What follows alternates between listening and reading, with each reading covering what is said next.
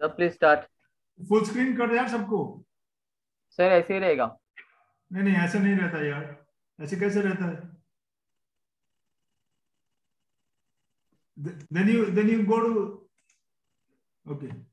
So friends, for today's webinar, we have with us case presentation in a series of case discussions, clinical cases, which is extremely important for managing the patients for a learning process.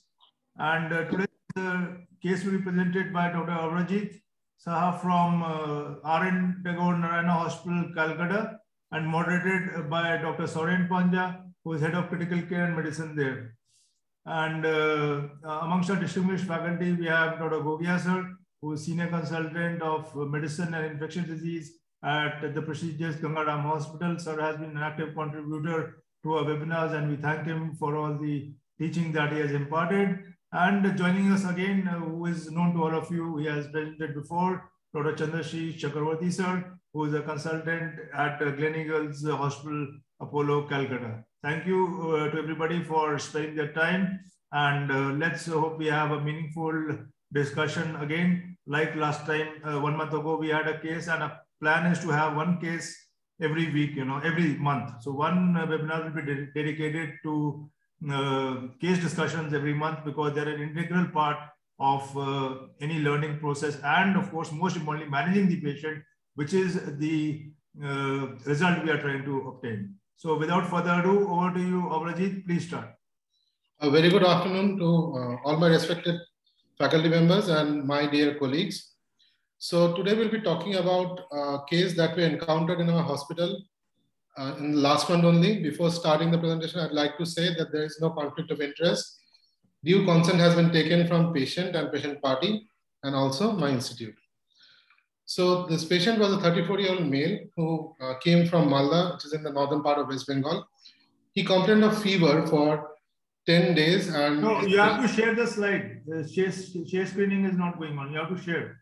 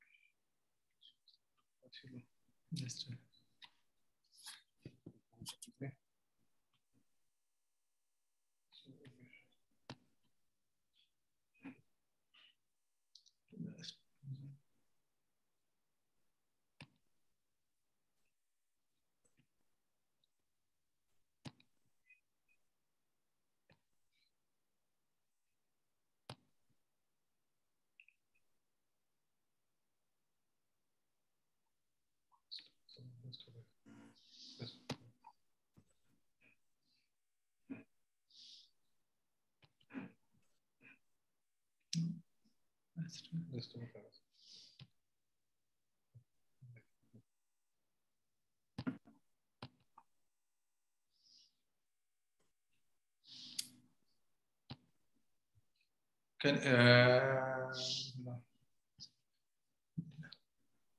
can see your screen. You just need to open your PowerPoint presentation.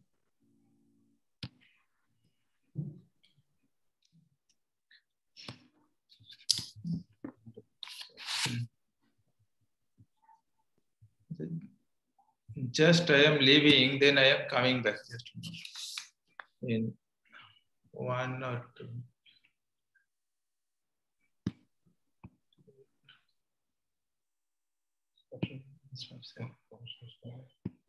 So just 2 minutes, friends. We are switched to Zoom, and it takes a little while sometimes to get things going if you're not familiar with Zoom. Yeah, I think now just click on the PPT. Yeah.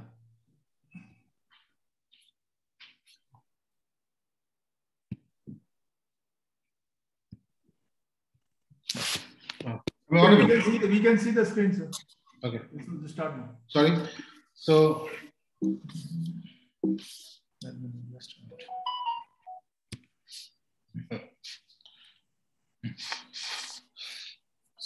I'll be starting again. There is no conflict of interest and due consent has been taken.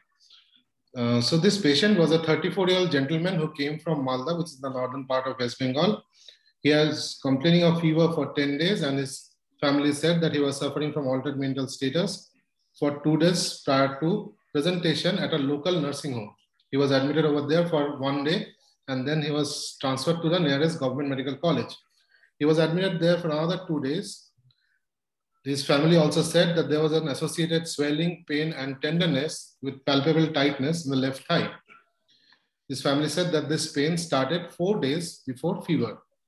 He was a recently diagnosed type 2 diabetes mellitus, and according to his family, he has been smoking for the last 15 to 20 years. With his symptoms worsening, his blood pressure remained low, and with decreasing urine output, he was shifted to our hospital, that is NECROTIZING in Kolkata. So our first point was, what will be our initial approach to this gentleman in the emergency room, and what will be the provisional diagnosis? So when he presented to the emergency room, he was found restless and confused. With a blood pressure of 82 by 40 millimeter of mercury, his cough reflex was preserved and he was able to vocalize. There was still pain and tenderness, which was exacerbated by movement, which was present since 4 days before onset of fever. There was no recent history of trauma, animal bites, intravenous drug abuse, prior hospitalization, or use of antibiotics. So, okay.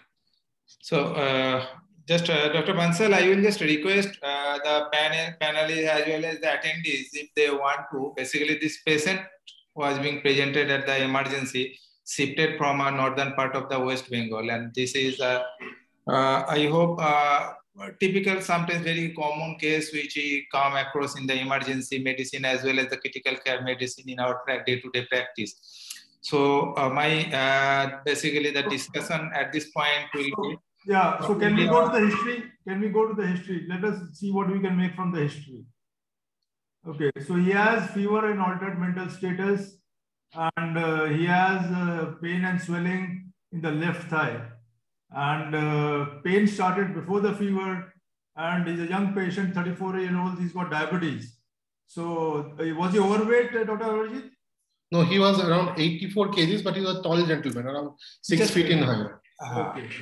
So there is decreasing urine output. So the thing is, I think there is total 1 week history with fever and pain in the pain and swelling in the left thigh, and there is altered mental status and decreasing urine output. And of course, then in the history, in the examination, we have a hypotension. So I think one thing would be to look at, the thigh, we are swelling the thigh, what is happening there. But at the outset, one would like to think of some kind of a soft tissue infection in the thigh, but also DVT would not be ruled out. The only problem with DVT here is that he has altered mental status. Can you explain altered mental status with DVT? So the answer here is, there is something known as paradoxical embolism. Okay, there is a right to left, there is a patent foramen ovale in around 5% of the patients of the general population. So when you embolize, it goes to the right heart. But in a small subset, you can have paradoxical embolism where there is a patent foramen ovale and there is a right to left shunt. So if there is a paradoxical embolism, it goes to the left heart from the right heart. And from the left heart, it can go to the brain, causing a stroke. Paradoxical embolism is a known cause of stroke. So here, the possibility, just looking at the history without seeing the thigh, it is possible that he also has, a DVT with paradoxical embolism, which can result in all these symptoms. Of course, a cellulitis kind of a thing or a soft tissue infection is also likely. Apart from that, I don't think we can really say much about it. There can be an insect bite which has got infected. He has covered that very well in the history. That is very important. Sometimes these insect bites can be, things we don't think about. And they can be an insect bite, get secondarily infected, leading to all kinds of complications. And the other thing here, I don't know, I can't think of anything else. Maybe Dr. Gogia, Dr. Chandrashish can add to the differential diagnosis. Yeah, So you said it rightly. There were two things. Yeah, first of all, obviously, it could be a skin soft tissue infection leading to all this. The other thing, the only thing which goes against is the pain in the leg started before the fever. So had that pain started thereafter, we could have two pathologies. Maybe he's got fever, altered mental status. Maybe he's got a meningitis kind of a picture, and thereafter he's bedridden and he's got DVT. But it is other way around here because the pain started first in the leg. So the pathology in the leg was there. As you rightly said, an insect bite, sometimes the history might not be available. Something like a snake bite also can, present in a similar fashion where you do not have a history, clear history, whether there has been a snake bite. And the other possibility obviously could be the whole story is of a septic shock kind of a picture. Patient is in hypotension and alters sensorium. So the other thing could be the patient obviously was having some amount of vascular disease because patient is diabetic, patient is smoker.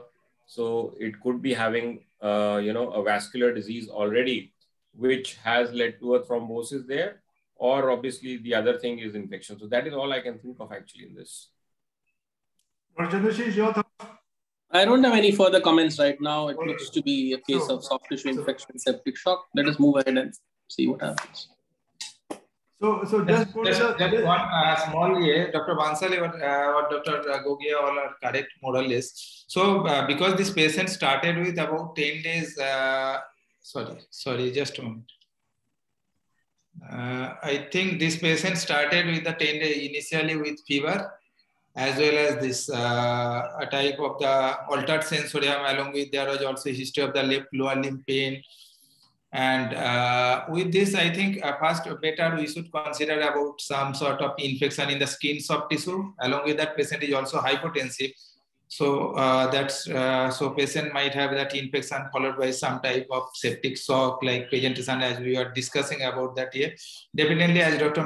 Bansal mentioned, it may be pulmonary embolism, but I think it started with the fever. We can think in a second line of your thinking. And again, about the altered sensorium, hypotension can cause some sort of hypoperfusion related encephalopathy that can happen in this type of scenario.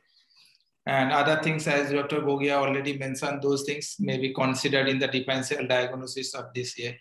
So I think Dr. Avrojit will proceed with the next slide, and the things will be much more clear. So can we just go to the ER examination, look at the blood pressure?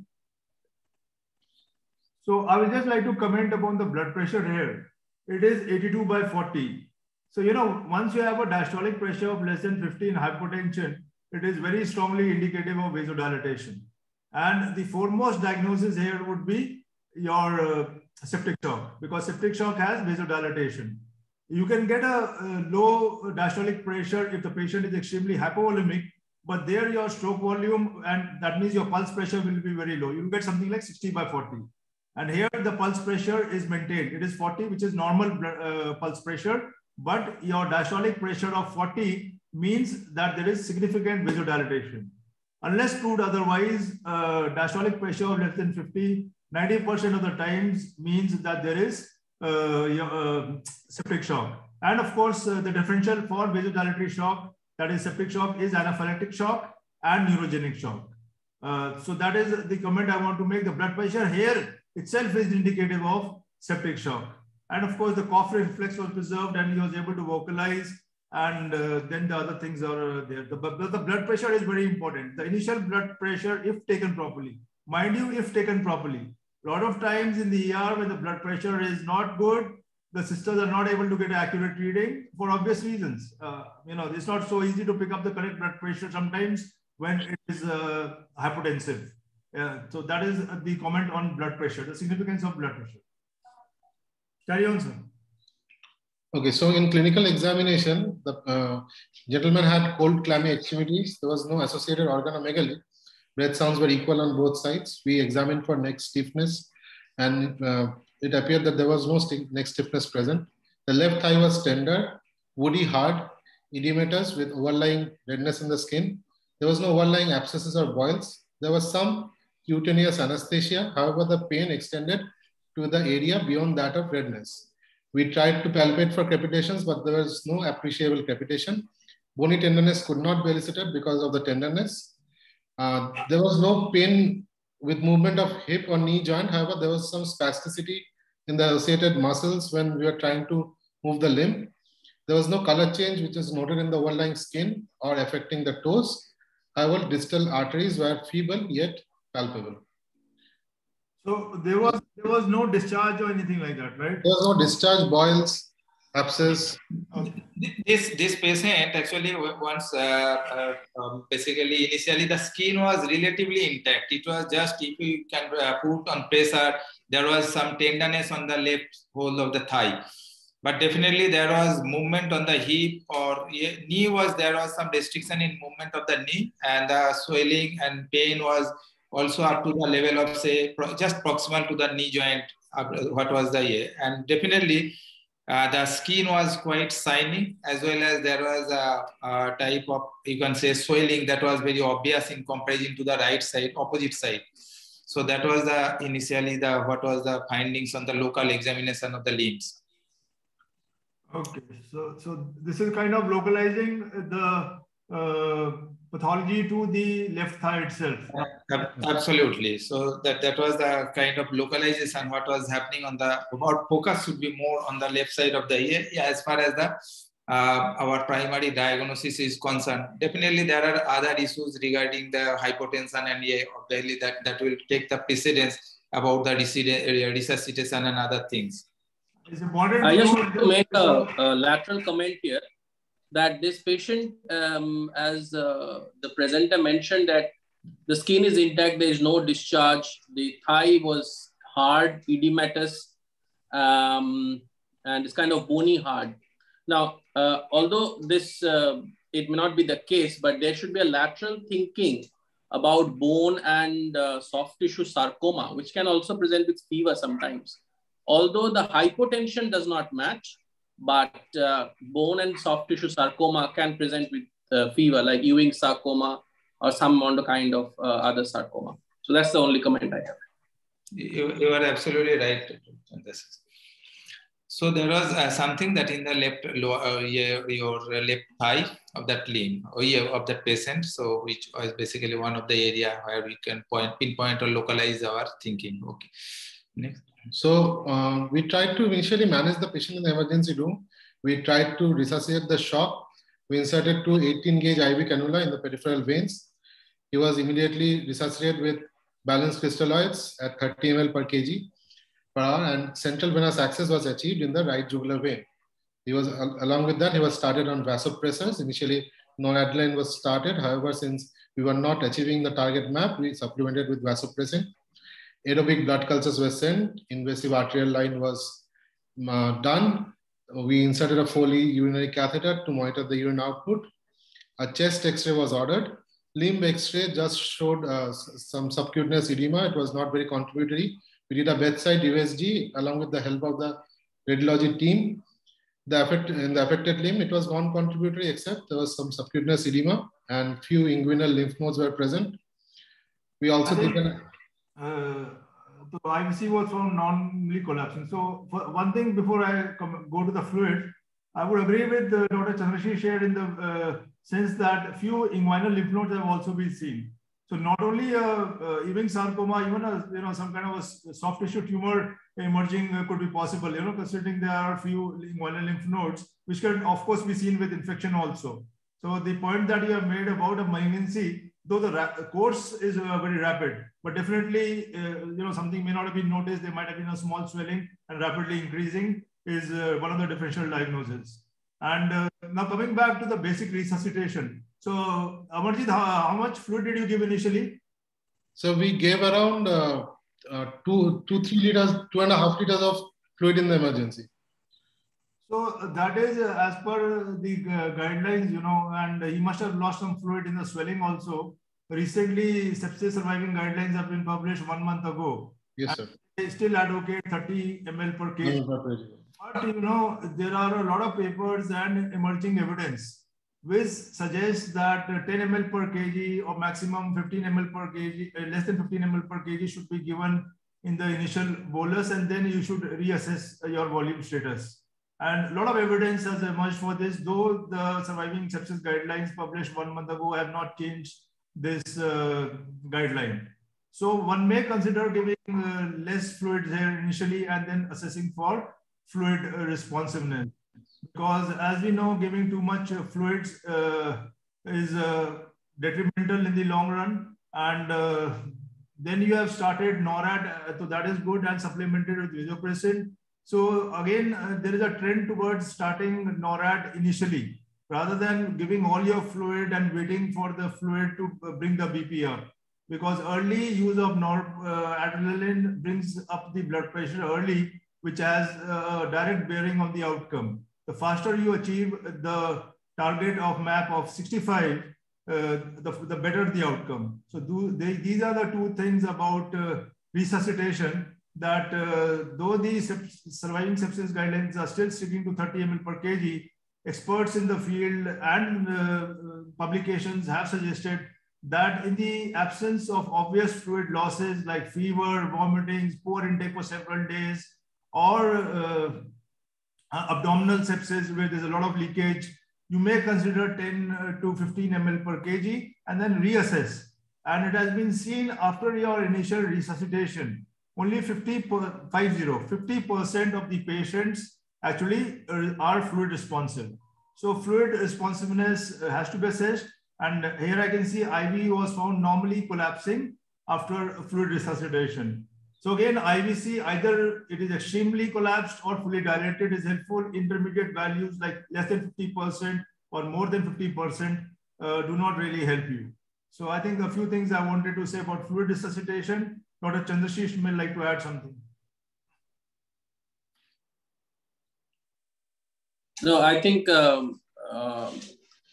he's a big man. So most of us will, I completely agree with you that when we give fluids, we probably don't really measure 30 mils per kg, but we'll end up giving around 2 liters of fluid to most of our people, unless we have a suspicion that there is some sort of cardiac dysfunction or there is no urine output like a patient on dialysis, etc. Around a couple of liters of fluid is kind of safe. What is more important, as you mentioned, is which is the point when we should start vasopressors? After how much of fluid? Should we wait for the full 2 liters to go in, then start?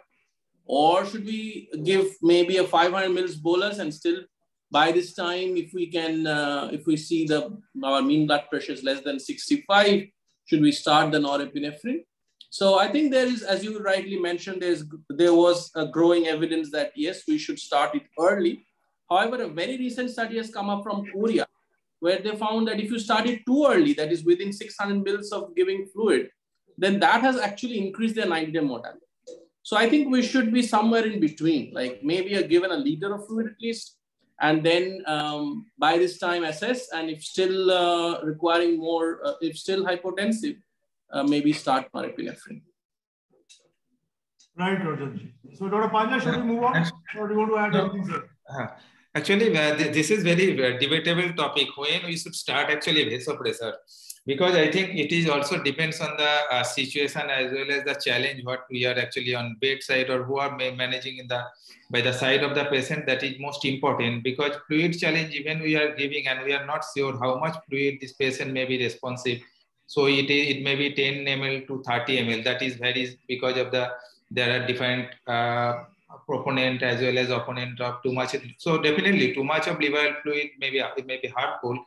But along with that, if some patient may respond with 1 liter, some patient may respond with 1.5 liter. That may take almost 15 to 30 minutes time to administer the whole fluid.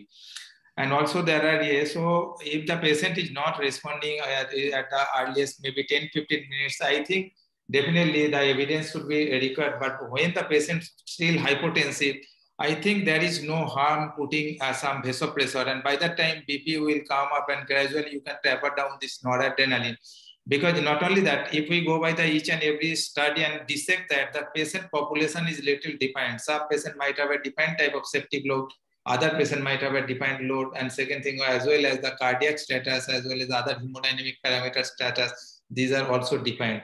So definitely this should be relatively individualized, so that one size should not fit each and every individual. So if the patient is not responding with say 500 to 1 liter of fluid, I think that is the time when we can start with the vasopressor definitely. And if necessary, we can start early, because you cannot allow the hypotension to be prolonged and the whole thing, or the patient should be from a compensated state to a decompensated state, patient may go on. So that's why we should be a bit cautious, as well as we should use judiciously both the things together. Right, sir. So just to summarize, fluids, at least 1 liter, maybe 2 liters, and try to start an early NORAD, depending on the situation, rather than waiting for all your fluids to have an effect on the map. So that is what is the summary of the discussion. So let's move on, sir. Can I add one point, small point Yes, sir, here? please. Yeah. Everybody's spoken very nicely about the fluid, but just one more point I would like to add here is that I think we should also collect anaerobic blood cultures in this kind of a patient. When we are talking about the infection because of the animal or insect or something, so I would think of sending in anaerobic culture also. That's just a point. That's all. Yes, sir, absolutely. Agreed, Dr. Gogia, we fully agreed with you. But why are we not sending anaerobic cultures? Even in most of the ICUs, we don't send anaerobic cultures. But definitely, because of the actually technicalities. Because this patient, most of the time, what happens, they used to take, because we have tried to inculcate that type of culture, but most of the time they are not following the actual protocol.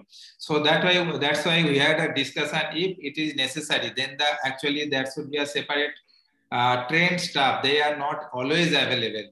So in the daytime, sometimes if there is strong suspicion of particularly in this type of case, as Dr. Gogia mentioned, because that may be anaerobes also. So ideally should be sent. But again, problem is, at least in my institute, if I ask this, nursing staff may not follow the each and every steps. What should be the precautions should be taken to actually take care of the anaerobic culture. So that's why we don't inculcate that culture to each and every site.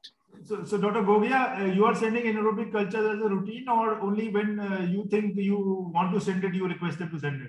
So as a routine, we are not sending it, but where the suspicion of an anaerobic infection is very high, there, yes, it is. So you obviously, there is a separate blood culture bottle, and you just have to send in the blood in that. It is the clinician's call when to send it. So it is not actually, it's just about cost, I think. Very valid point you have made, because sometimes, in the right setting, you will have anaerobic infection, septicemia going on. You may be covering everything, but you may not be covering anaerobic organisms. So that's a very valid point to send in the right settings. Okay, thank you for that point, sir. Carry on, please.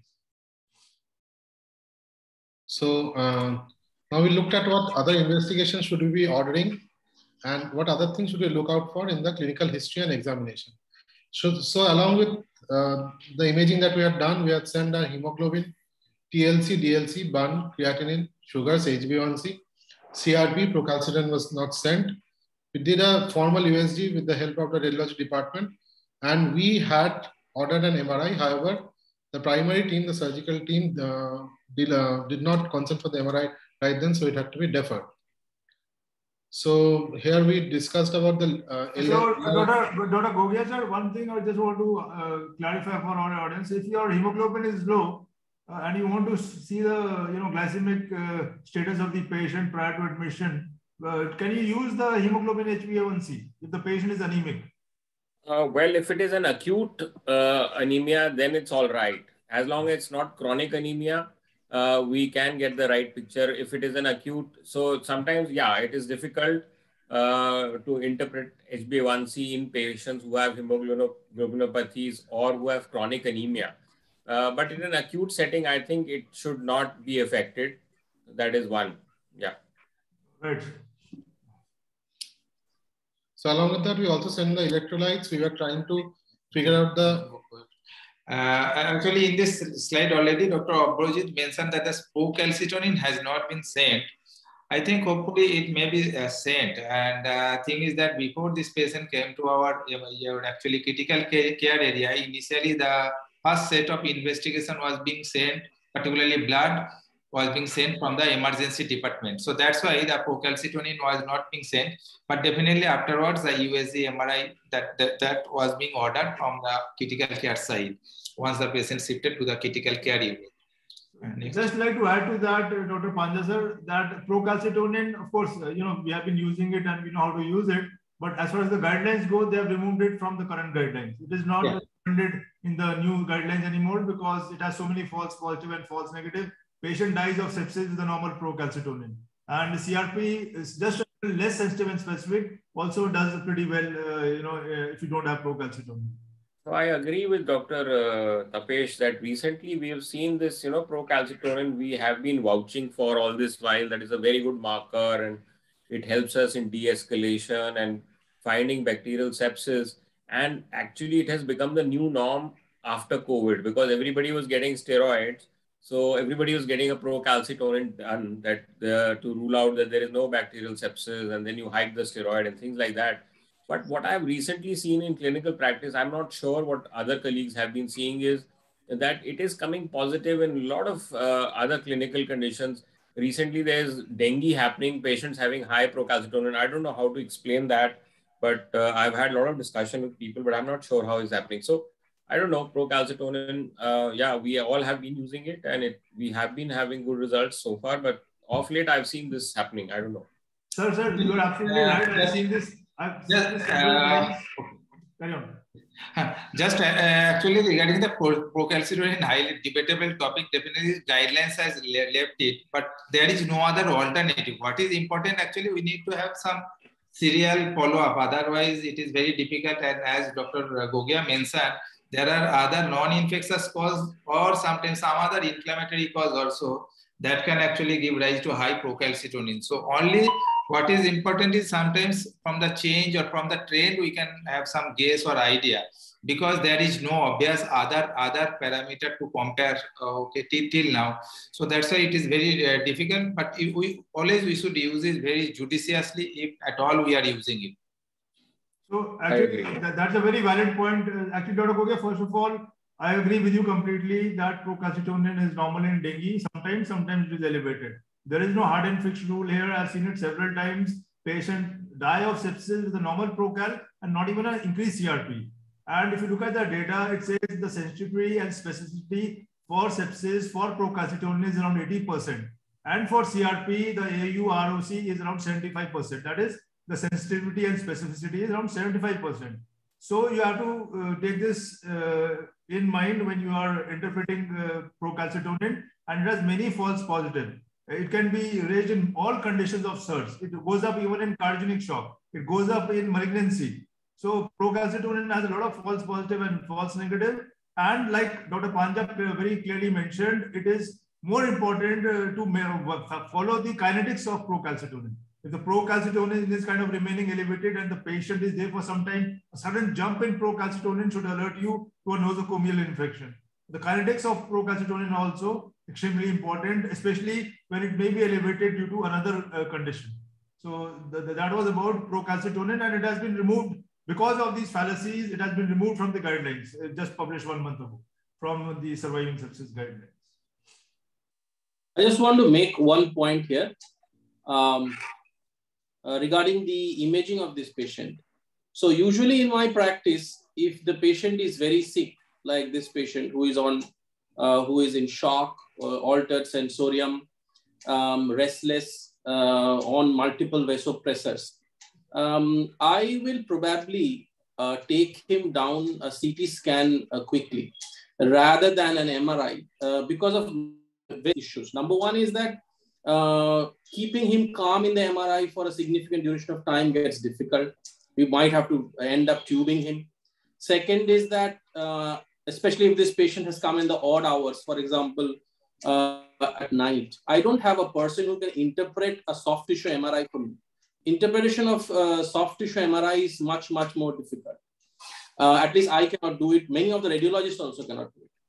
Third is that I'm really interested in knowing whether there is gas inside this. If I am looking at a soft tissue infection, if there is gas,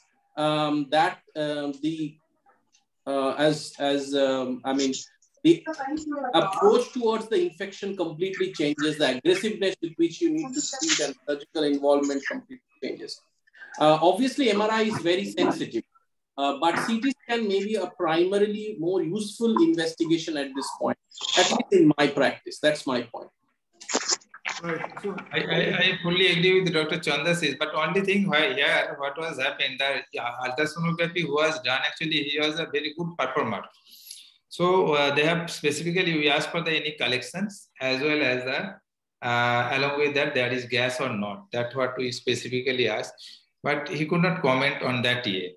So not only that, because we had a diagnostic dilemma, so how far the extent of the lesion is there? Is it because if we are having a diagnosis mostly because of like osteomyelitis, sometimes the muscle or so that time definitely the CT is always better in terms of the time consumed as well as the expertise. But only problem is sometimes if we have a doubt that it may be sometimes along with soft tissue infection, some necrotizing soft tissue infection.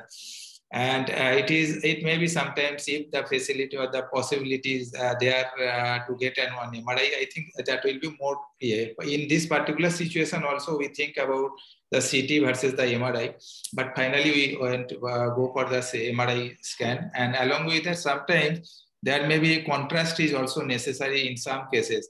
So this patient, you will see that creatine was initially high.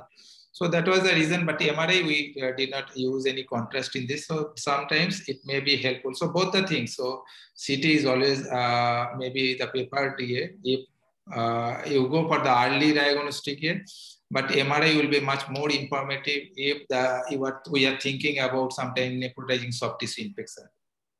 The other thing is, sir, about MRI and CT and the use of contrast in renal failure. Now for MRI, there are many contrasts which don't impair the renal function. They are not, I don't know how much it is being used, but definitely contrast has come up, which does not affect the renal function for MRI, not for CT at least, but for MRI. Definitely there is. Yeah, you are right. It is, the incidence is very less, maybe at the tune of, I think, 41 in 40,000 or something like that. Yes. So you have MRI safe contrast now, safe for the renal function. So, and the other thing, Avrojit, did you check for crepitus? I'm sorry, I forgot to see that. Yes, sir. We had checked for crepitations. Okay. But since patient was in a lot of pain, perhaps complete examination could not be done. Whatever we could do, we could not. So does that rule out? If there are no crepitations, does that rule out gas clinically? I mean, if you don't get crepitus, does that rule it out? It does not. No, sir, it does not rule out. Yeah, you have to go for imaging. Imaging may show gas and they may not be crepitus. Initially, we considered both CT and MRI. However, patient was on such high doses of dual vasopressors. Initially, we couldn't do any. So we had to suffice with a bedside USG. Okay. So should we move on, Dr. Panja? Yeah, please. So along with the laboratory indices, we are trying to figure out the LRI-NEC or LRI-NF score to distinguish between necrotizing fasciitis and other non-necrotizing soft tissue infections. LRI-NEC obviously takes into consideration 6 parameters. It has a total score of 13 and a cutoff point of 6. Anything greater than 6 is supposed to be positive for necrotizing fasciitis. However, it has been advocated later on that we have to take into consideration the clinical condition of the patient, including fever, hypotension, hemorrhagic bully, altered mental status, features of SIRS, to actually consider with LRI-NEC score to actually predict that whether patient has a serious necrotizing fasciitis. However, LRI-NEC score has been mentioned in some literature and a cutoff point greater than 6 has been considered. In his case, he had a high LRI-NEC score. So after patient was shifted. Carry on. So after patient was shifted to the ITU, we did send a procalcitonin. Investigations revealed total count of 27,400 per cubic millimeter. CRP was 270, came greater than 270. D-dimer was 7,368. And the procal we had sent then was 29.73. Patient was suffering from a grade 3 AKI with a serum creatinine of 3.96 and a decreased urine output along with an altered mental status. ABG showed a severe metabolic acidosis with a lactate in the region of 7.8. We tried to elicit the drug history of the patient. When he was admitted in the Government Medical College in Malda, he had received meropenem and linezolid for 2.5 days. However, we did not know, we did not get any data about the doses that he had received or what impact it had in his hemodynamic parameters. So now we were in a dilemma about what would be our choice of antibiotics. So, Avrojit, what is the pH? So pH was less than 7.2. Actually, it's not documented here. I can remember it was, I think, 7.1. 7.1, PCO2 was 22. The bicarb was only 9 at the emergency paper, what I had here. So you use soda bicarb or how did you? In the emergency, they had given already 100 ml of the sodium bicarb, and patient was initially on the vasopressor support also. Immediately they had given it. And once we received the patient in the critical care area, that maybe usually after 4 to 5 hours of the year, because of the actually post-COVID protocol, all patients after getting the either any form of the COVID report, we can only shift. Otherwise, we will not shift. So patient underwent some TrueNAT testing for the carrier. For the COVID testing. So usually after about 5 hours of the year, emergency step, patient was being shifted here. But the first ABG was, there was acidosis at the tune of pH 7.1, PCO2 was 22, PaO2 was around 70% that time. By the time patient was on oxygen about 6 liters per minute through a mask, and the bicarb was 9 in the emergency. And lactate was about 8. Potassium was also normal, or potassium was? Potassium was normal, but there was no hyperkalemic issues that time. And X-ray was normal, right? X-ray, chest X-ray was absolutely normal. Carry on.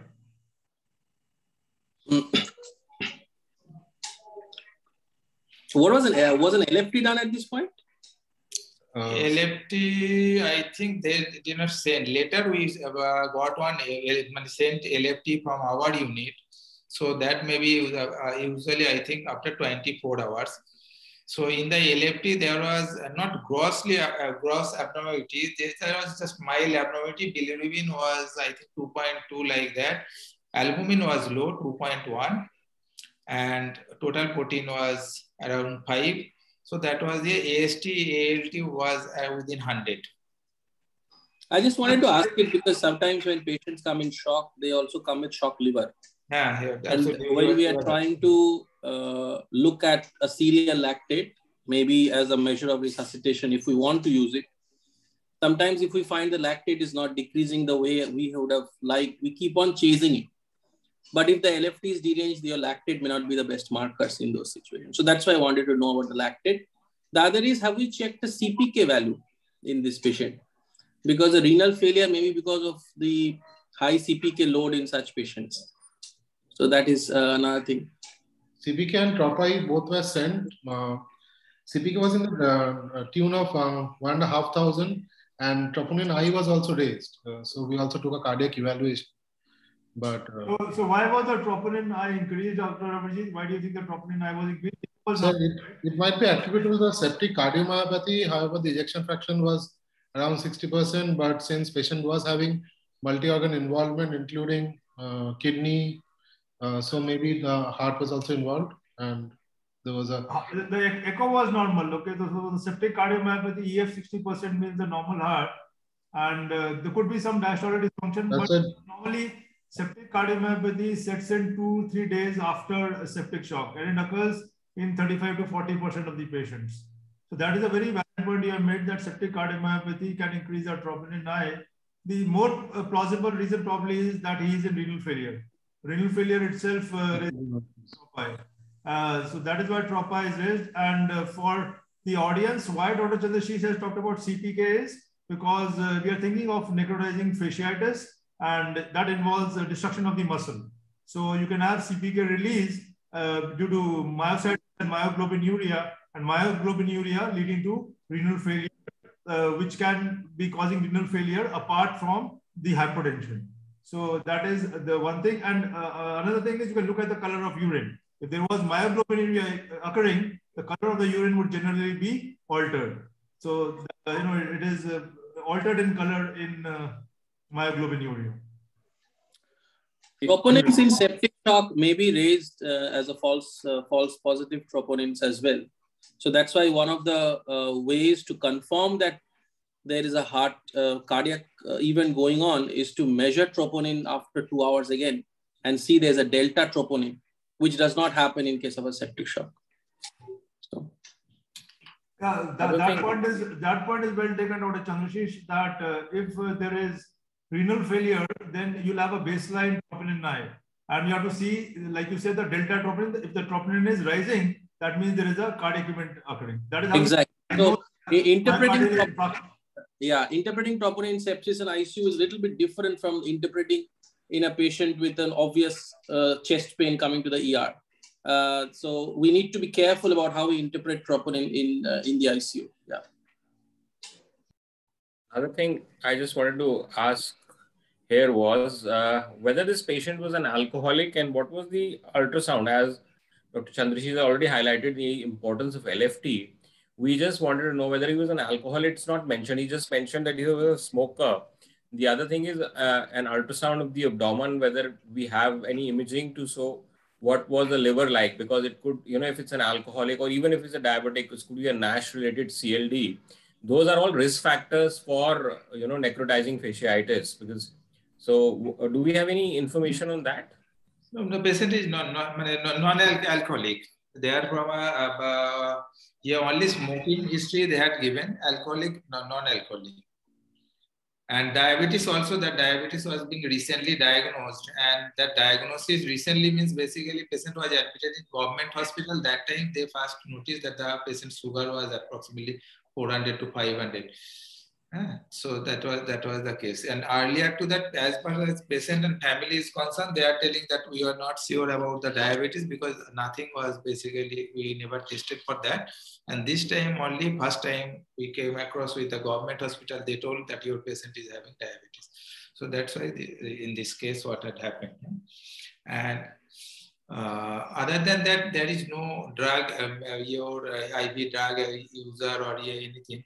And still, I am for any kind of soft tissue infection, as you mentioned, these points should be mentioned. Definitely, we should take that history because these are some of the risk factors. As well as occupational thing is also important. And diabetes, if it has been long-standing, if the HbA1c is not good, itself is a predisposing factor to staph infection. Uncontrolled diabetes is predisposing to staph because there can be there can be diabetes dermatopathy, or even uncontrolled sugars lead to impaired neutrophil function. Diabetes is a risk factor for staph. Staph doesn't occur just like that in our population, unlike the Western population. It has been shown the nasal colonization is 30 to 40% in the West, but that is not the case in our population. That is why we don't have gram-positive so much.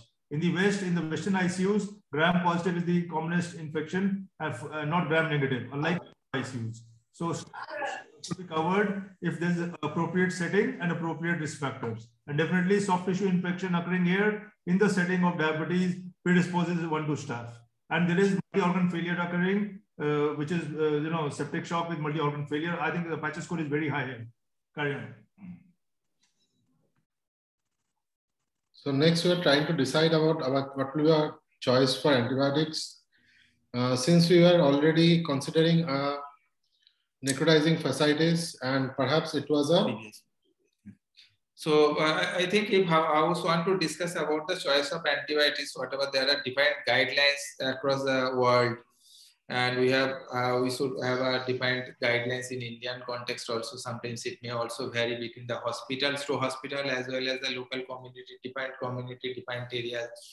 So already, particularly this patient already received the meropenem as well as the linezolid earlier to when patient attended to our hospital. So that is the question. I think we may have a discussion on the selection of the antibiotics also. So, Dr. Gogia, sir, your comment? Yeah. So I think what are the common organisms we are thinking of? We are thinking of necrotizing fasciitis, skin soft tissue infection. So staph, strep, anaerobes. That's what I'm worried about. And the TSS is what I'm worried about. So I would personally feel clindamycin would be a very good choice along with piperacillin tazobactam, or if already patient is taking meropenem till the time we don't have any cultures. So because it's is a polymicrobial infection, also patient is in shock. And so we need to give a broader cover, but my choice would be a clindamycin definitely, along with a piperacillin tazobactam or meropenem kind of a group covering Pseudomonas and broad spectrum for gram negatives. The only thing is penicillin has been a very good drug, but actually it is not available. I'm not sure about Kolkata or other places, but in Delhi, I was not able to procure procaine penicillin. It's the only benzathine penicillin which is available and which is not, useful in these scenarios. So my choice would be this. Although linezolid is also covers, but guidelines do support linezolid. But personally speaking, in septic shock kind of a setting, linezolid is more of a bacteriostatic drug. I would put it a little lower down. Okay, so I think sir mentioned TSS. So TSS for the audience is toxic shock syndrome, and it is caused by staph and strep infections, classically in the soft tissue, but can be there anywhere, the infection. And toxic shock syndrome is a fulminating kind of a infection with multi-organ failure. And the disease duration is much less. The symptom, the duration of symptoms is actually a little less here. It is extended, it's occurring over a period of 7 days. So it does not classically fit into toxic shock syndrome, but definitely the way it is happening with that, there is a soft tissue infection with shock and encephalopathy and renal failure is definitely in favor of toxic shock syndrome. And the other thing is about toxic shock syndrome is it has a diffuse erythematous rash in most of the cases. Apart from the localized infection, the toxin, the PV toxin spreads across the body and gives rise to a diffuse erythematous rash, which is generally present in most of the cases. So this would probably not be called toxic shock syndrome because one, the duration of illness is much longer. Toxic shock syndrome occurs over 2-3 days, and there is most of the times there is a rash as defined clinically. This rash is a prominent feature of toxic shock syndrome, which can be caused by staph or by strep, and it has to be treated aggressively. And the choice of antibiotics, I think Dr. Chandrashish, you want to comment anything on the choice of antibiotics? I think more or less the principle is simple. That is, we need to have, we don't know whether it is polymicrobial or monomicrobial till now, right? So we'll cover for a polymicrobial necrotizing fasciitis to begin with. I think the coverage of gram negative would be important here because he's diabetic. Normally, you don't get gram negative in soft tissue infections, but considering sugars are all 500 and I do not know what the HbA1c was, empiric coverage of gram negative piperacillin tazobactam or meropenem would be warranted here. Yeah, so we cover gram negatives with either a BL-BLI like a piptazo, which has got a good Pseudomonas coverage, or carbapenems. Then we cover MRSA ideally. Clindamycin does cover community-acquired MRSA, but we are always not very sure whether clindamycin will cover all kinds of MRSA. And the third is we need an antitoxin. So antitoxin, clindamycin is a great antitoxin drug. There are certain other drugs which have got antitoxin properties. I think linezolid will also have some antitoxin properties. So that's the kind of, that's the principle. We choose one from each category and go ahead. So for the audience, the toxins are talking about is the toxin. Only one thing what I want to just comment, because always we should have this patient is in a relatively soft stage. So definitely all these antibiotics should basically logical choice, because we should, as Dr. Chandrashish mentioned, that this should be, we should approach like a polymicrobial than a monomicrobial thing.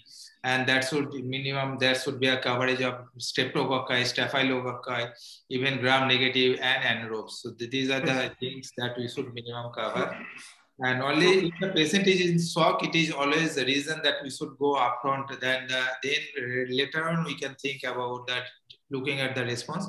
we can gradually de-escalate the therapy. So in that regard, BLBLI is very good choice along with vancomycin or clindamycin or linezolid.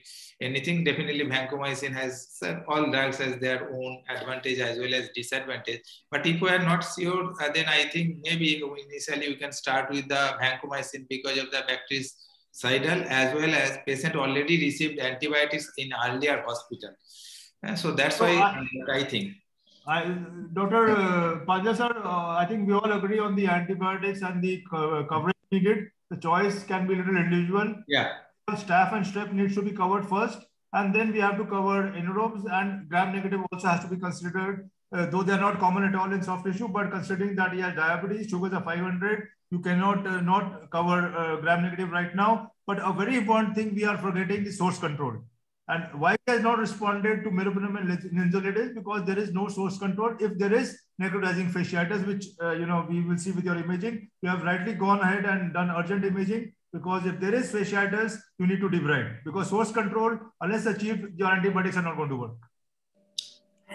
So at this point, actually, the surgeon was not sure, means patient was joint care of the orthopedic surgeon as well as the critical care specialist. So at this point, after looking at the ultrasonography and other reports, the surgeon initially told, I don't think any reason for basically going for any surgery or something like that. So then from our critical care side, we just go for either we should have one MRI or CT, whatever is here. So then MRI was being done from our side. So, but that time actually patient was out of the shock, but I was surprised why the patient actually not deteriorated, but definitely patient was not improving that way, as Dr. Bansal already mentioned, that the source control is utmost important, even whatever antibiotics we can use. So only on the third day, maybe approximately 48 hours of the admission, patient was being sent for the MRI. Actually, first MRI when we tried, there was somehow the patient was a bit restless, and yeah. So one doctor, he was relatively junior. He was afraid of that. He actually bring back that patient to the ITU. Without informing actually any of the consultant. Otherwise, there would have been our second choice that you can get the CT also. So that's why at 48 hours, MRI was being done. And so MRI was advocated by the critical care team as USG of lower limb was non-contributory. MRI was performed under endotracheal intubation with some sedation as the patient was still restless. MRI showed a fasciitis with myositis with a small intramuscular collection and focal osteomyelitis in the lower femur. So this is the cross-section and longitudinal view of the initial MRI. So there was some collections in the muscle plane. There were features of some fasciitis as well as a feature of osteomyelitis in the lower femur. So this patient had actually very bad type of the soft tissue infection that progressed both longitudinally as well as the transversely. Both the fascia, muscle plane, as well as the inside the bone got involved. Along with that, in two planes, there was actually some abscess formation also inside that lateral as well as the anterior compartment of the thigh. So that was the what MRI actually mentioned. And then next. And if you want any comment on this your findings, so you can comment. So, and this initially, Dr. Panja, Dr. Avrojit, I would like to know what was going on with his hemodynamics and the acidosis and the renal failure at this point in time. So at that point, the patient was still on vasopressor support. However, it had decreased. The AKI was improving. Urine output was had improved around 40 ml per hour, and the acidosis had also improved. Actually, patient first thing not with our thinking that patients should ideally, if we don't take care of the source control, there is always the chances that patient may further deteriorate. But in this patient, surprisingly, this patient actually after the fluid resuscitation and vasopressor support with antibiotics, somehow this patient started improving in the next almost 48 hours. But if we look at the local examination, that was again, there was a gradual progression. The patient was having more pain more disability in the limbs as well as a little more swelling. So somehow patient was lucky enough, and maybe relatively patient was young. That's why this patient somehow given that much of time. But I don't think it was the ideal situation what has happened. But so lactate was also improved as well as the creatine started decreasing, and on the next 2 days the creatine came down to only 1.5. 1.5, and the acidosis as well as other parameters also improved. And I presume the lactates also came down, right? Yeah. That was in the region of 3.2 in the 1 ABG and around 3. So that is a good thing. So, and the antibiotics you gave were meropenem and insulin?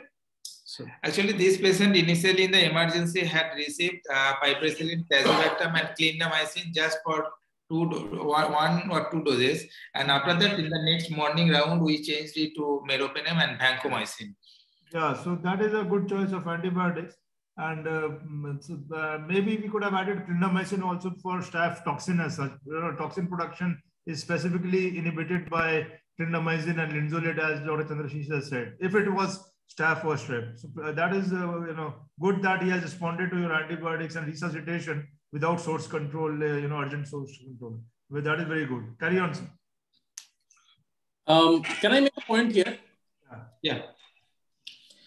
So regarding antibiotics, this is a patient who is, most of our guidelines assume that, the patients do not come with other baggages. But most of the time we find that the patient comes with other problems. Like in this patient, the patient has come with a renal failure, obviously in shock. Clindamycin obviously will add to the antitoxin effect. But since this patient does not have any history of trauma, clostridial gangrene is kind of very, very unusual in this patient. So that part of anaerobic coverage is usually not required. Very rarely you can have clostridial infection from the GI tract, but that is kind of very rare. Now, as far as anaerobic coverage otherwise is concerned, your piperacillin, tazobactam or meropenem both has very good anaerobic coverage. The second thing is with gram-positive MRSA cover. I don't know that it happens in your hospital, but in many hospitals, we are not privileged to do trough levels of the antibiotics. So without trough levels, dosing vancomycin becomes very, very difficult, just like any glycopeptide. So if we really want to do away with the dosing dilemma of a nephrotoxic drug without the use of trough levels, then I think we have basically few choice. One is linezolid. I have not seen what was the platelet count. Was the platelet count normal? 185,000. Okay. So with a low platelet count, linezolid may be a problem, but otherwise linezolid may be an option. It has got a good penetration into the soft tissue and lungs.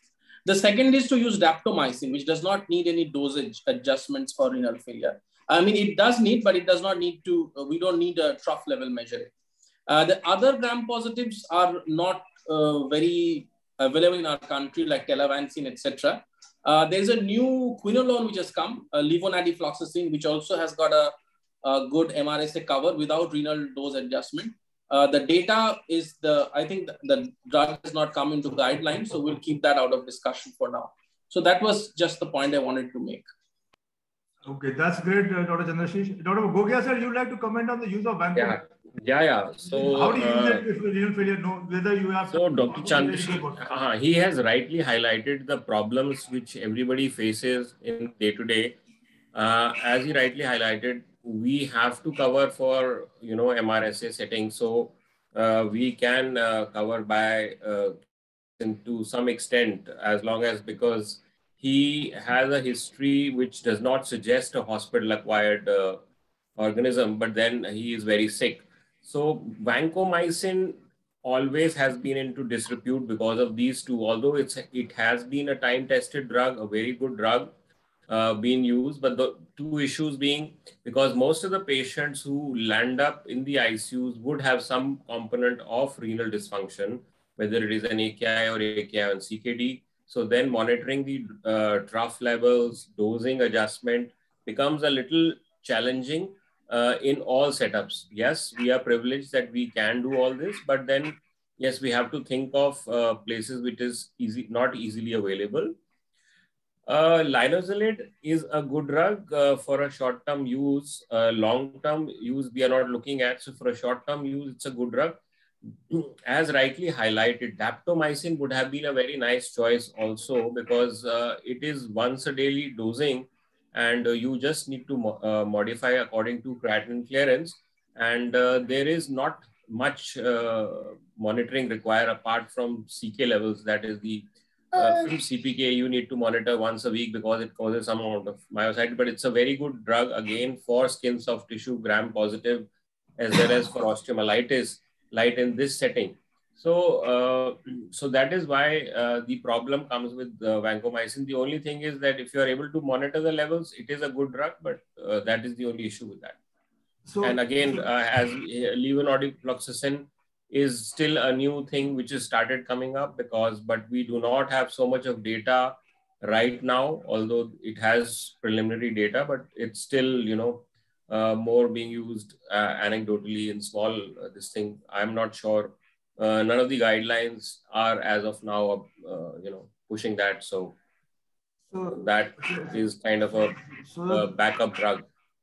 So to summarize everything about the use of, you know, antibiotics here, taking in everybody's view, one, vancomycin has a problem in renal failure unless you can use tough levels.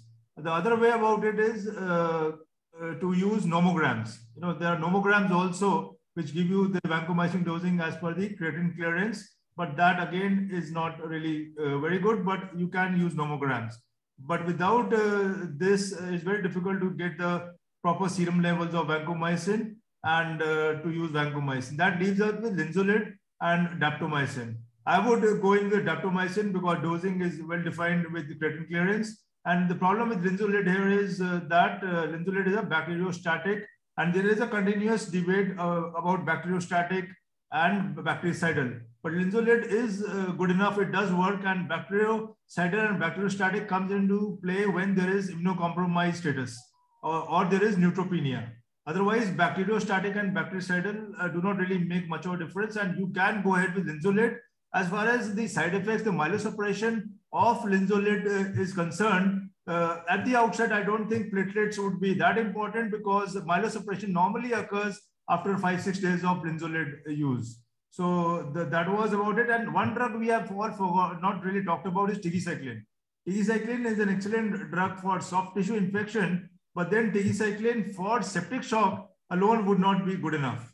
If you have an isolated soft tissue infection, you can probably go ahead with tigecycline, but with the septic shock occurring, tigecycline alone would not be good enough. So those were, I think, my viewpoints, and I think I tried to summarize everybody's viewpoints. So I think, should we go ahead, Panja sir? Yeah, please. Please.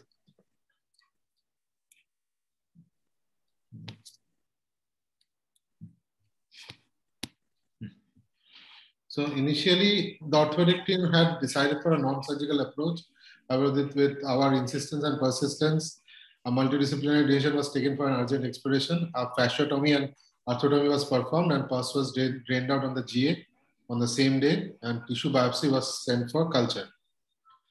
So along with that, I tried to discuss about some other therapy that has been documented in some literature, like corticosteroids, hyperbaric oxygen therapy, negative pressure suction, duration of antibiotics, early drainage, role of early drainage, and what imaging studies should be done and when. So as we had seen that systemic corticosteroids have been advocated in some literature, however, there is no much role beyond 7 days.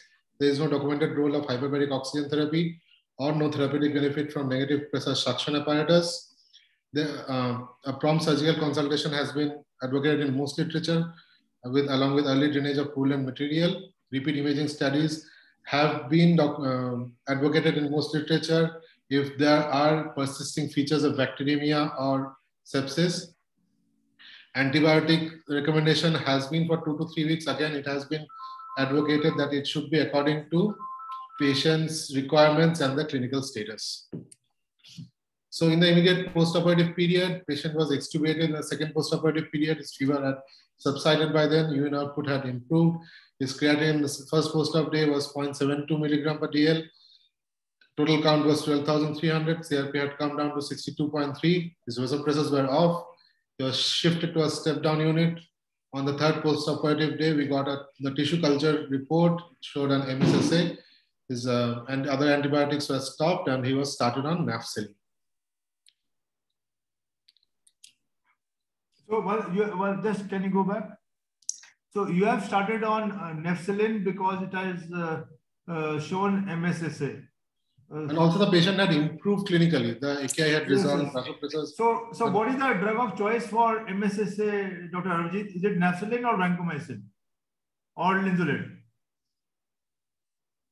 So the drug of choice for MSSA is nafcillin and not vancomycin, because results are better for MSSA with nafcillin or Fluclox, one of these drugs, rather than vancomycin, because vancomycin actually is slower to act against MSSA than Fluclox or nafcillin. So this is the drug of choice, and that is why probably Dr. Panja has switched him over to nafcillin. Yeah, because flucloxacillin was not available that time, the nafcillin was available. So I had advised for we can, and patient was also improving.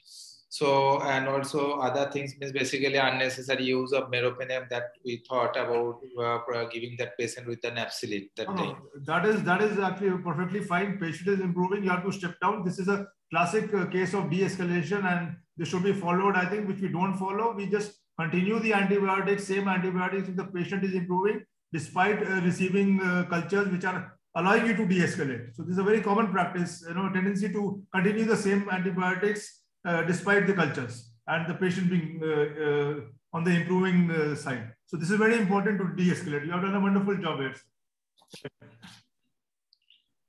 However, on the 7th postoperative day, he again had a bout of fever, which was persistent and moderate grade in nature. His lines were changed. The critical care team sent repeat cultures and labs. We found the CRP and total leukocyte count was again rising. And with fever persisting, we empirically escalated the antibiotic to vancomycin on the 7th postoperative day. And we also sent a trough level. We then took a decision for a review MRI to see how much the disease has progressed, whether there was any pus collection left, and whether we needed for. So actually, patient was initially responded. On the third or fourth postoperative, there was 2 drains was put inside. So the drains was being removed, and there was practically no major collection from both the drains. There was just serosanguinous fluid was coming out from those drains. So the surgeon took a decision that we may take out that year. But only problem after 3-4 days, patient again started with very high rise of temperature, and it was 103, sometimes 102 like that. So that was the time when actually we were in dilemma. So all the lines or the other probable source, if there is any thrombophlebitis or everything was being changed, patient, the catheter was also removed.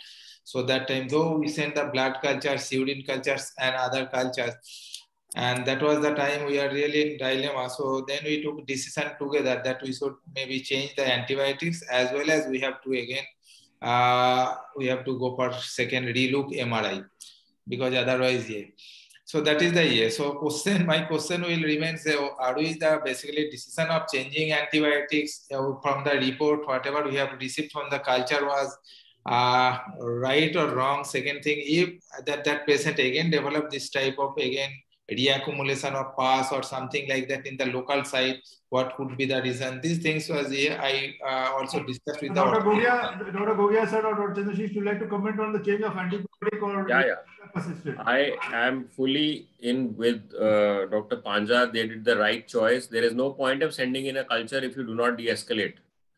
So, and we clinically are suspecting a skin soft tissue infection. We are expecting a gram-positive, and we get that. So de-escalation, I think, was the right choice there you did, as far as I'm concerned, because the patient was improving. Now, coming to the point, he having a recurrence of fever. So you got it in the form of a collection there, or it could have been anything. It could be a CLAPSI, it could have been a COTI, it could have been anything, patient is in the ICU, all the lines are in there. So anything could have caused the fever thereafter. So rightly, you changed all and send in the cultures. Having a repeat collection there is quite possible. I think here, Dr. Chandrashish, your comments, would you like to change the antibiotics, or would you like to explore first or look for an alternative cause, any other alternative cause of fever? What do you think of at this stage? You know, if a patient is having fever now and is the 7th post-operative day, what would be your approach, sir? A patient with an MSSA necrotizing soft tissue infection, I'll definitely go for a full dose of flucloxacillin, or if it is not available, then cefazolin. This is my choice.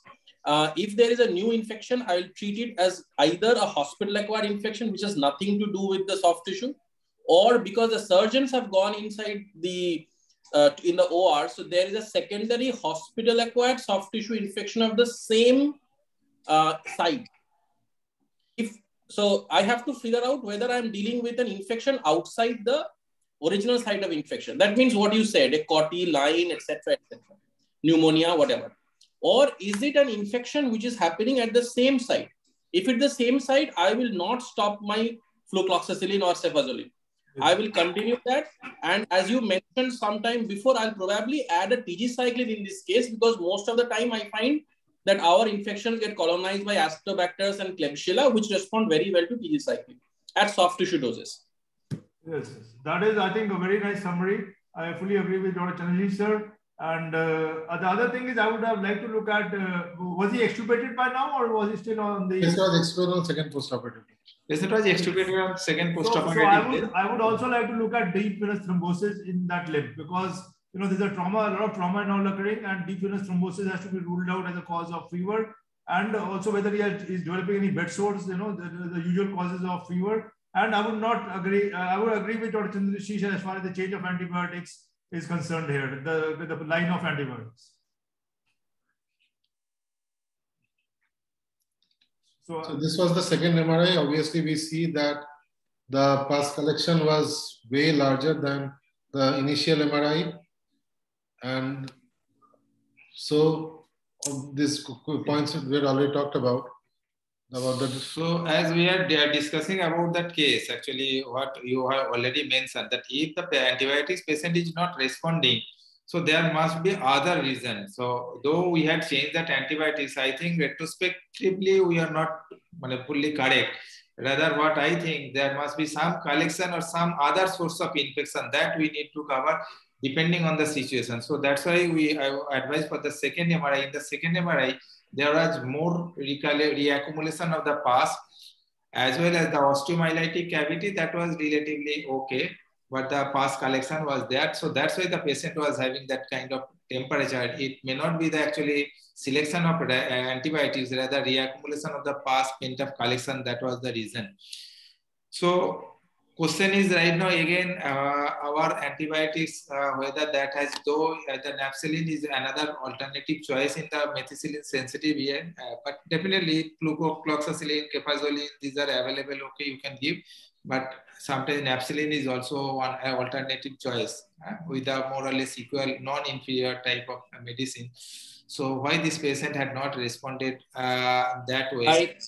I just want to say here, see, unfortunately, as whatever hard we may try with antibiotics, the main crux of the problem is that as long as the surgeon does not do a ruthless debridement of the tissue, so that the last necrosed tissue is out of the limb, and this never happens in one go. It needs at least 2 to 3 times revisit to the OR, relooking at it and removing all the dead tissue, because even a small amount of staph or strep which is remaining, this will start eating within minutes, and it will involve the other muscles. So I think the problem was not from the medical or antibiotic side. That was not the issue. The issue is we needed a better surgical source control. You are absolutely right, actually. That is the point. Actually, then again, we retrospectively discussed with the surgeon that actually any necrotizing soft tissue infection or necrotizing fasciitis or even the compartmental infection. So there should be a wide excision that should be relook, and patient may require 2 to 3 sessions of surgery or surgical debridement, or sometimes a relook at the site. So that is the crux of the event here. That's why it was very interesting. And I personally, I also criticizing my surgeon, though it is not right. But personally, I talked to him that once you are going for such a long segment, so you are going for a very localized approach, so that is not right, may not be the right. And second thing, always, earlier also, whenever we have gone for the surgical debridement, it should be always exercise. You go for the more and more, the kind of the tissue, plain cutting, as well as keep the opening of the wound, then rather keeping a very small type of approach, because that time it will always be a fail. So just to carry that forward, Dr. Panja, not only in this case, generally in surgical cases, if fever reoccurs, it is generally a post-operative complication. Either they have not cleared up the area, or there is a leakage if you open up the gut, or a post-operative abscess. And these things should always be ruled out meticulously. And we keep searching here, there, and all, but the cause is often a post-operative complication, a collection of abscess not being cleared, infection not being cleared. This is my experience. And the other causes are generally not present most of the time, though we have to check out the lines and the catheters, etc. But after surgery, if fever is persisting, normally is persistence of pus or a post-operative complication occurring locally. You are right. Next.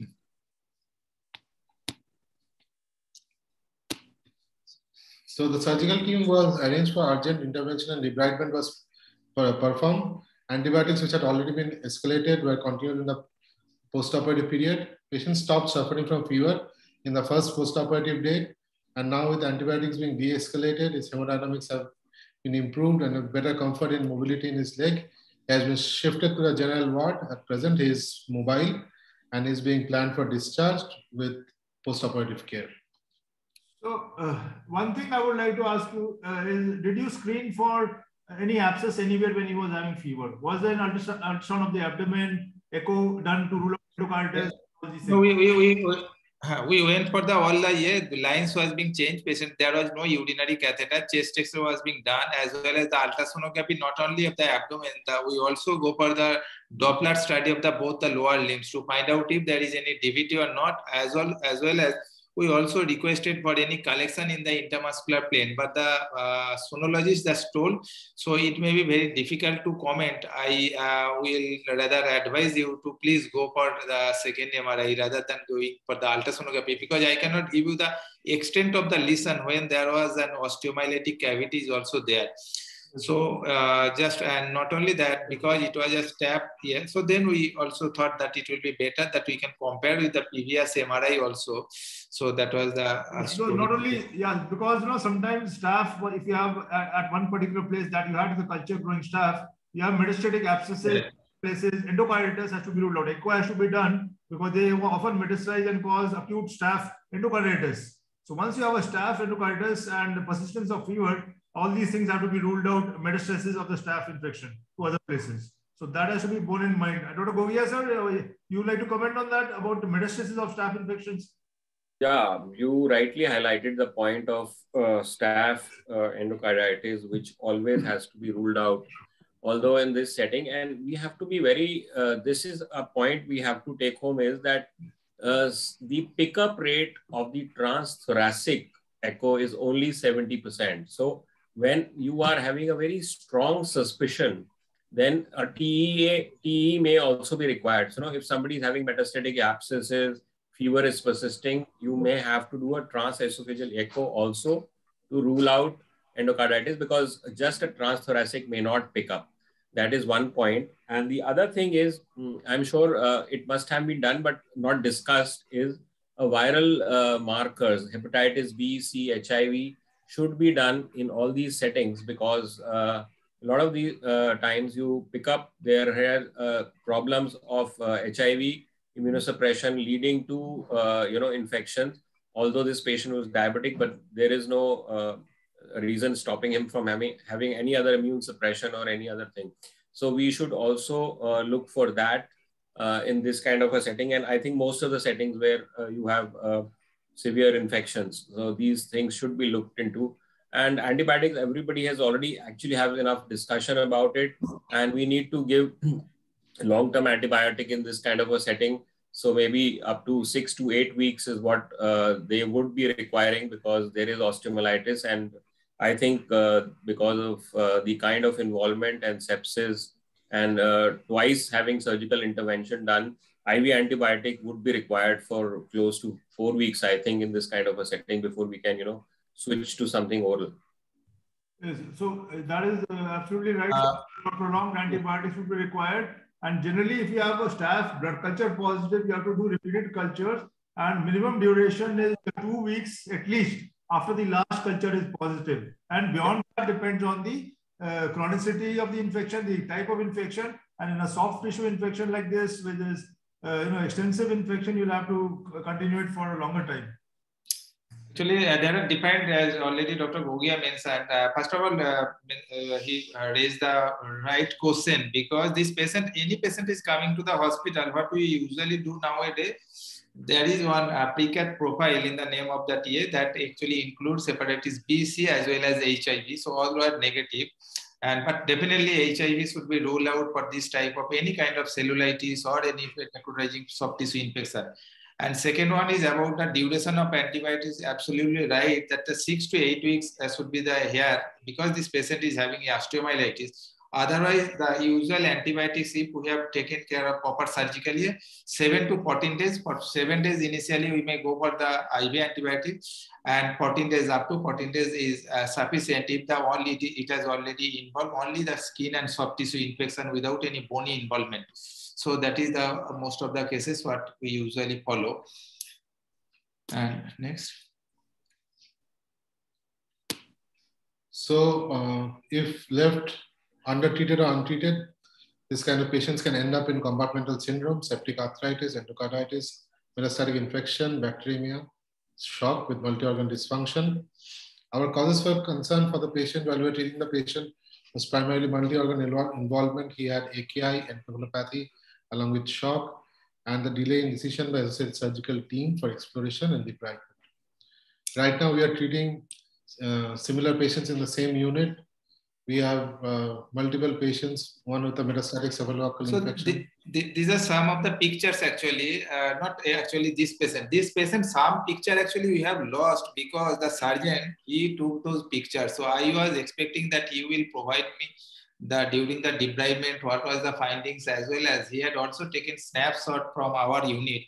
But when I had 2 days before, when I asked him to get all those photographs, he just told, sir, sorry, I have not getting those photographs.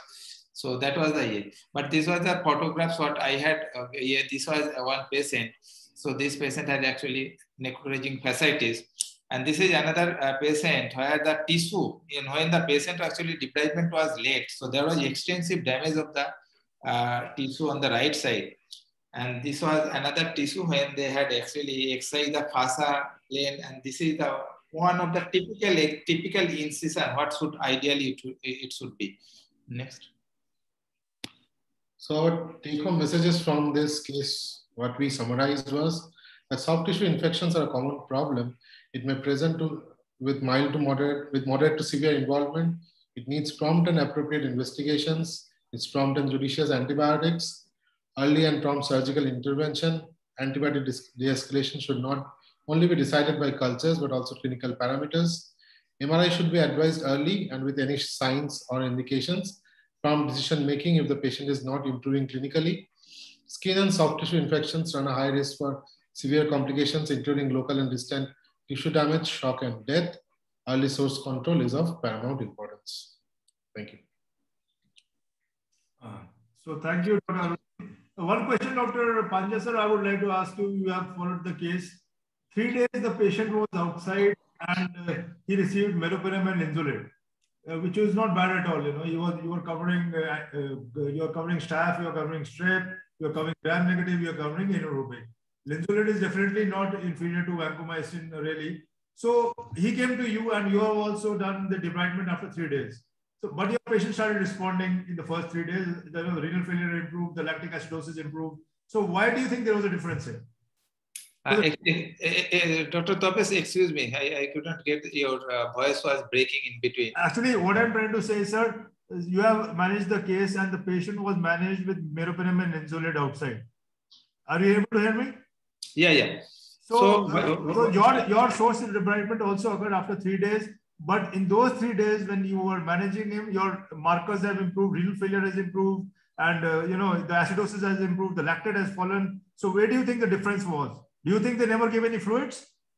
No, actually, what was the that delay was approximately, though it was looking in terms of date, it was 3 days, but it was approximately maximum 48 hours when actually the patient was being taken for the surgery.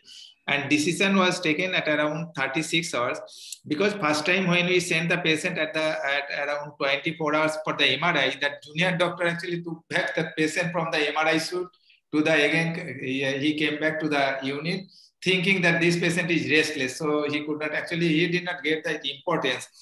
And it was at around, I think 11 or 12 o'clock. He thought that, okay, next day morning I will get it. So that was the delay. And after intubation, we did that MRI.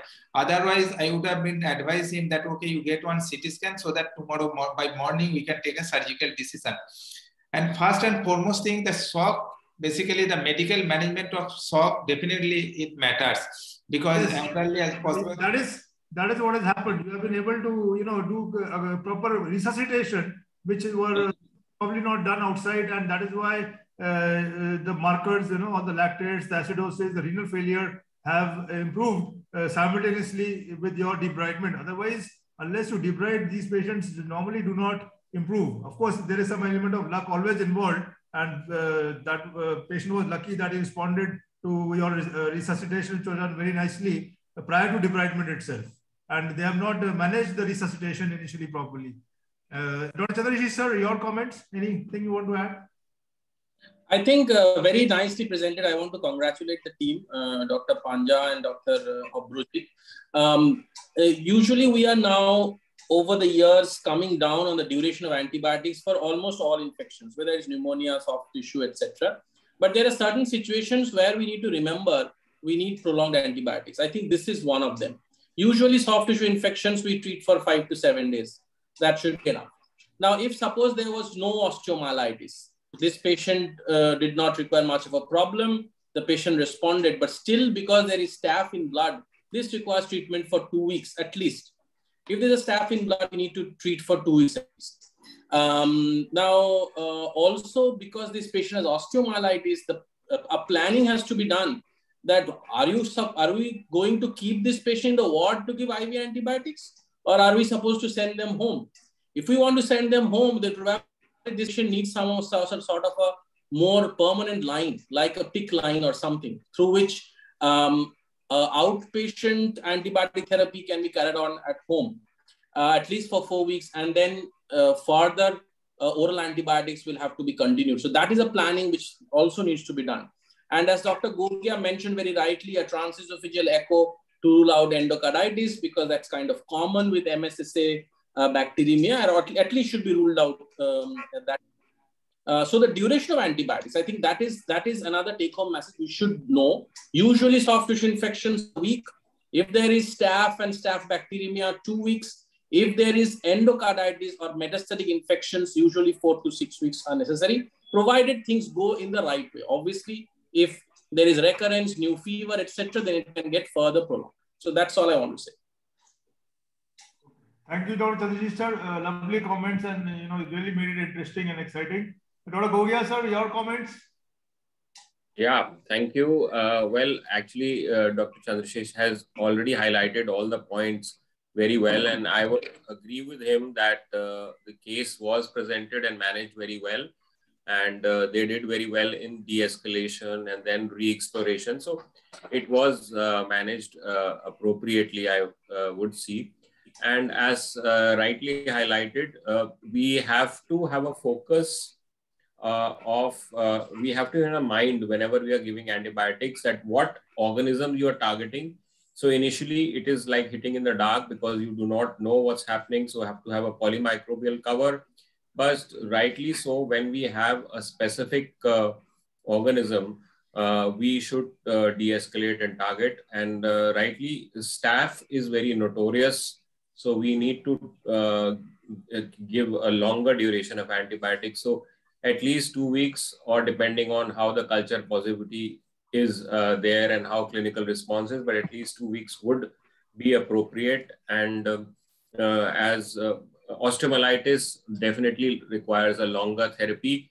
And another setting is when in current days and time, when there are so many surgeries happening, so many implants in situ, knee replacements, hip replacements happening.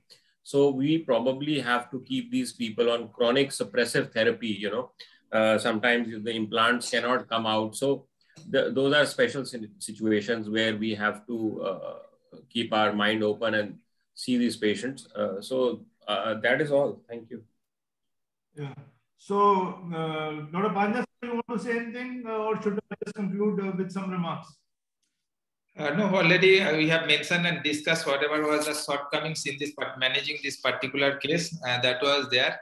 And I don't think there was really any shortcomings. You have done a wonderful job, and this is a point of discussion. Antibiotics and timings, etc. You have done excellent job. So that is something you should not. And lastly, about this, there was also one question. If we are discharging this patient, is there any alternatives to give the oral antibiotics? Actually, this patient came from the North Bengal, and they had some financial issues also. At the end of, I think, around 3rd week, we discharged that patient with oral antibiotics linezolid. Frankly speaking, because this patient, they told, it is not possible to continue with therapy. Even we don't want to go for the government hospital because most likely we don't have any faith right now on that side, because patient already started from that side. So that's why, because we did not have any other choice other than giving the oral alternatives, linezolid we had given. And definitely lido this newer this levofloxacillin we also considered. So, but because the data is not there, so that's why we discharge the patient with linezolid for another 3 weeks, and then to review after 2 weeks. That's what we had advised this patient at discharge certificate. I don't know whether all of you agree with that or not. That's what I did in this patient. So this has to be individualized, sir, as per the case. I would just like to ask you for the audience. I think you did trough levels for vancomycin, sir? Yeah, about the vancomycin. Okay, please. Yeah, just if you can talk about how to, you were doing the trough levels. So how do you use the trough levels in vancomycin? Are you asking me? No, you or audience. I think audience, to the audience. Oh, audience, okay. You can tell, sir, if you want to tell, whosoever wants to tell.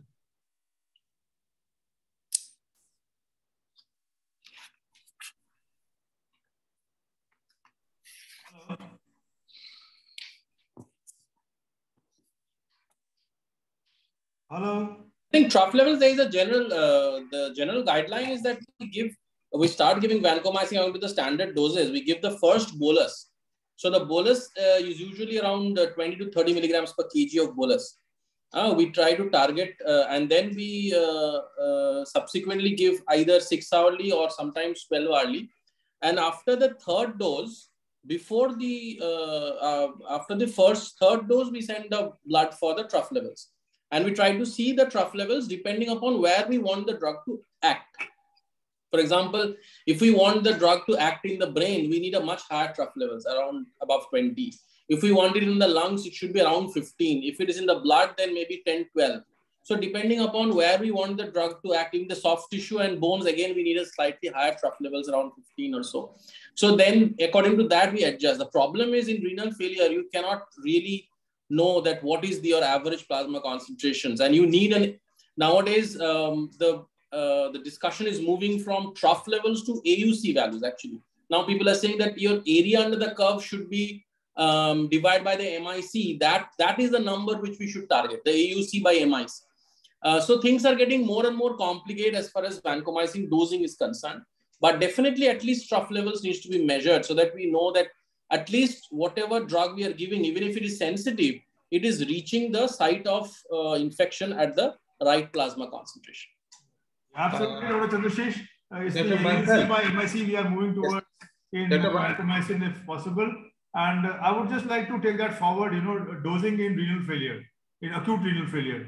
You see, the problem with renal failure, acute renal failure or acute kidney injury as we call it, is that one, the volume of distribution is increased. Secondly, there is a decreased concentration of albumin. So the drug binding to the albumin decreases and you have an increased free fraction. And the effect of the drug is actually because of the free fraction of the drug. Third, there is uremia. Then there's altered pH, which again alters the binding of the drug to the albumin. So all these factors contribute to varying serum levels of your drug. And the data, the dosing that is suggested today by literature is based on CKD values. That is actually true. There is very few data on drug dosing in renal failure without CRT or with CRT. And the data that we have, the dosing recommendations come from CKD patients, which is a totally different subset for the reasons I mentioned. The volume of distribution keeps changing, the pH is altered, the albumin is decreased, and there's extra renal clearance also, which is increased much more in renal failure. So there is no clear consensus because of these reasons, even on CRT or without CRT. And having realized these limitations that the patients are so heterogeneous, that is what has emerged from the studies that have been done. The way forward is therapeutic drug monitoring. Already guidelines have been laid down for therapeutic drug monitoring, and software is available wherein you measure the drug levels at certain points and feed the data into the computer, and it gives you what drug dosing should be used. At the same time, I should also like to say that for the first 48 hours, with your meropenem, piperacillin, tazobactam, colistin, do not alter the drug levels, the drug dosing, because the volume of distribution is increased and these drugs are actually hydrophilic and they don't go into the intracellular space, they remain limited to the extravascular space. And when you give fluids, the extravascular space increases. And these drugs, the serum concentration gets diluted if you give in the same concentration. So the initial dose can be increased by 25 to 50%, followed by the same dosing for the next 24 to 48 hours. And then you can kind of decrease it. Because in sepsis, the first 48 hours is very, very important. So that is, the current guideline from the nephrology literature, the experts, this is based on expert opinion because the evidence, like I told you, is not there for the reasons I mentioned. So that is about drug dosing in renal failure. And the way forward is therapeutic drug monitoring, which is very clear now for the reasons I've said. Hopefully, we shall have more of therapeutic drug monitoring as it filters into our country from across the globe, the west side. So that was about renal dosing in renal failure. And now just summarizing the soft tissue infections, we have one cellulitis, and then we have necrotizing fasciitis. Then there's an entity called pyomyositis also. There's an entity called pyomyositis, and then we have gas gangrene.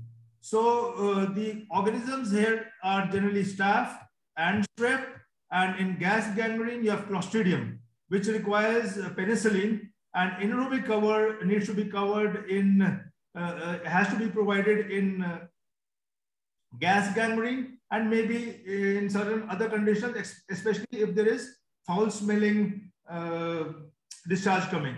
And the choice of antibiotics has already been discussed, and we have discussed toxic shock syndrome. So I think we have practically covered everything. And the choice of antibiotics has to be individualized. Actually, you have various options, and depending on the clinical setting, renal failure or toxin production and trough levels of vancomycin, you have to individualize the anti-staphylococcal and anti-streptococcal cover.